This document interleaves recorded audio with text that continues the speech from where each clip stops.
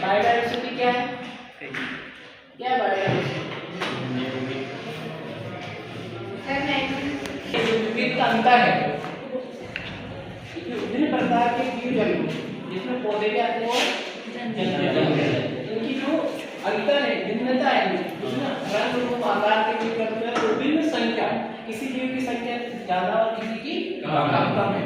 तो ये जो अंतर है विभिन्न प्रकार के जीव और उनकी संख्या, यही बायोडायवर्सिटी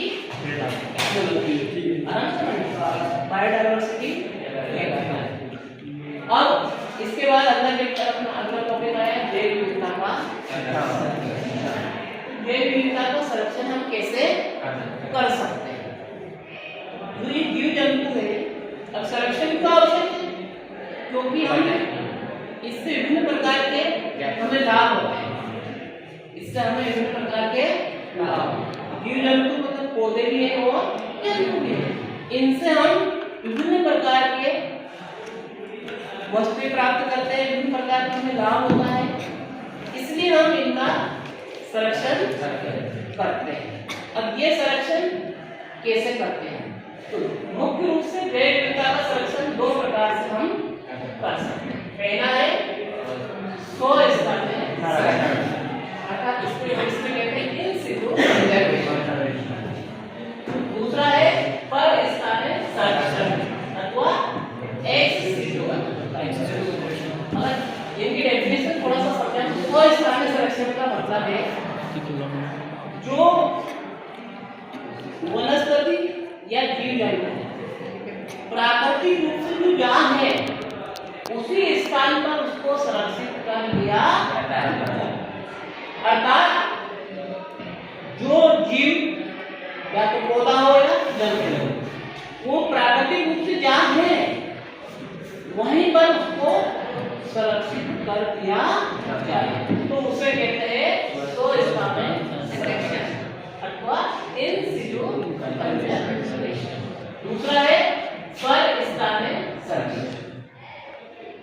इसका अर्थ क्या है कि जो जीव जंतु है या जो विभिन्न प्रकार के जीव हैं, जिसमें पौधे भी हैं, जंतु भी हैं, वो उनके प्राकृतिक स्थान पर अगर खतरे में है या उनके आवास नष्ट किए गए हैं या उनको खतरा है या आने वाले समय में उनका आवास नष्ट हो सकता है, तो उस कंडीशन में हम पर-स्थानीय संरक्षण अर्थात वहां से उन सभी जीवों को अर्थात पौधे और जंतुओं को वहां से हटाकर किसी दूसरे स्थान पर जहाँ सुरक्षित हो वहां पर हम आर्टिफिशियली रूप से उसका आवास बनाकर वहां उनको सुरक्षित करते हैं, तो उसे कहते हैं पर-स्थानीय संरक्षण अर्थात एक्स सिटू कंजर्वेशन।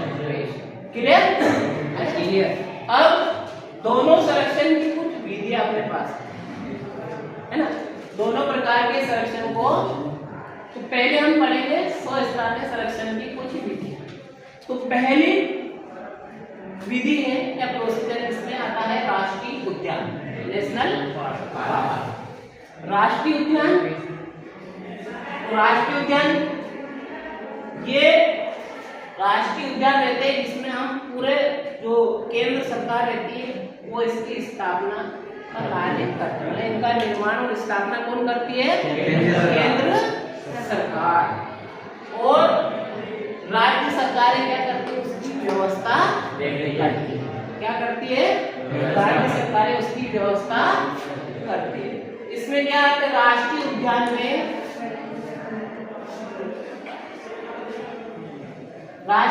में क्या कि सभी जीव जंतु सुरक्षित होते हैं। राष्ट्रीय उद्यान है, जीव जंतु मतलब पौधे भी होते हैं और सभी वहां सुरक्षित रहते हैं। और इसमें मानव गतिविधियों का निषेध रहता है। मनुष्य की एंट्री इसमें बैन, मनुष्य की गतिविधियां जैसे चारा काटना, लकड़ी लाना, फल फूल तोड़ना, पशुओं को चराना, बकरियों को चराना, ये सारा प्रतिबंधित रहेगा। अगर ना समझ में, इसके बाद में आता है अभ्यारण्य। क्या आता है? अभ्यारण्य में क्या रहता है इसमें, जिसको सेंचुरी भी कहते हैं। इसमें अभ्यारण्य में क्या क्या हो सकता है कि इसमें इसकी स्थापना राज्य सरकारें करती हैं और नियंत्रण भी किसके अंदर रहता है? सरकारों के। किसके अंतर्गत रहता है? सरकारों के अंतर्गत। इसमें भी क्या होता है, विभिन्न प्रकार के जीवों को इसमें सुरक्षित कर दिया जाता है। कहाँ कर रहे हैं इनको सभी में?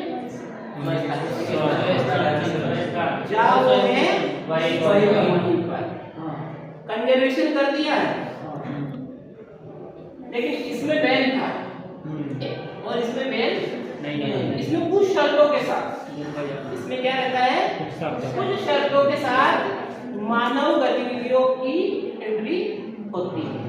जैसे कि इसमें जाना, जैसे कि कोई एजुकेशन टूर है, बच्चे देखने जा रहे हैं, स्कूल कॉलेज के बच्चे प्राकृतिक वो देखने जा रहे हैं कि इसमें कौन कौन से जीव है, कौन कौन सी जैव विविधता है, तो उसमें देख सकते हैं।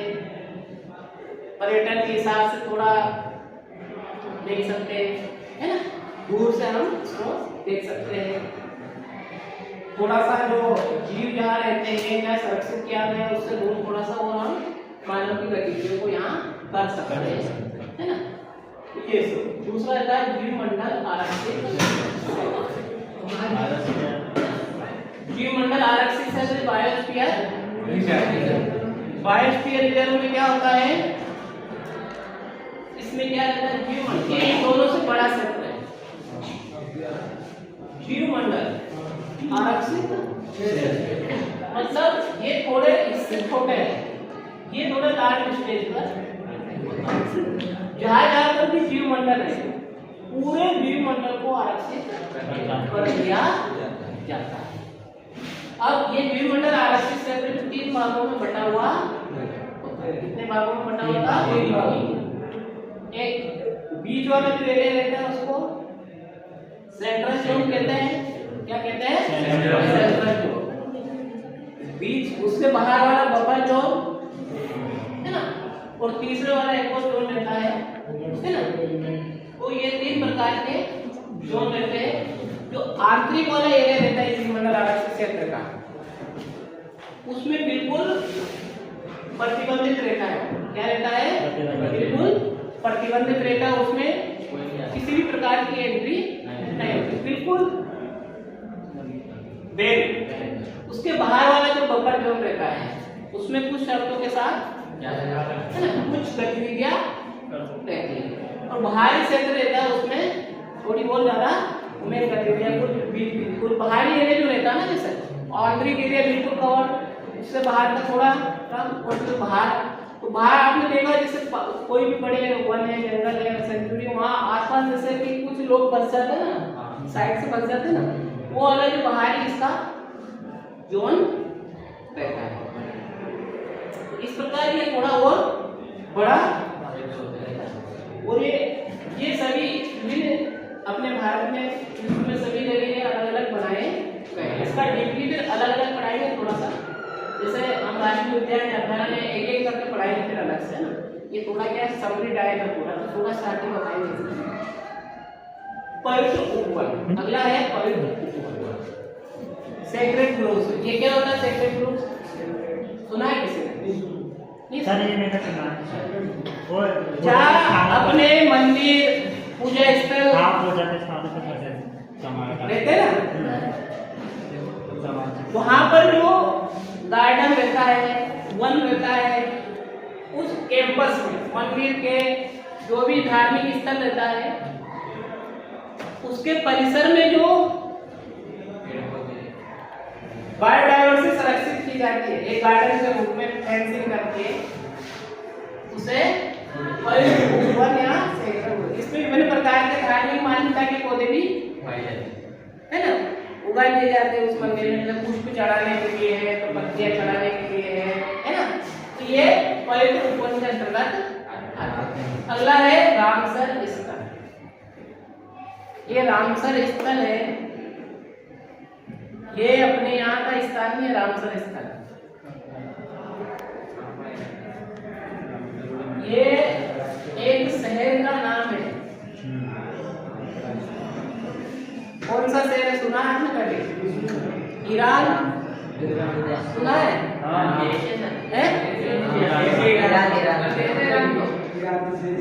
तो वहाँ एक स्थल है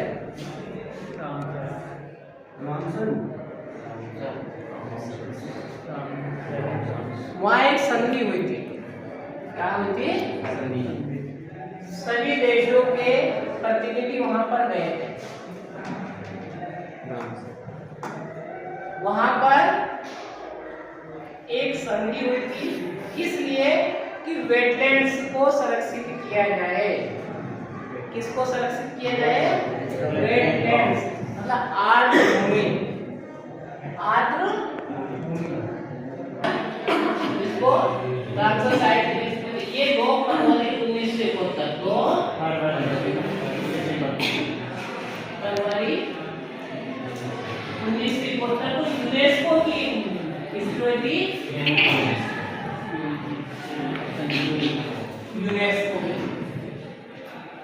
एक मीटिंग हुई थी का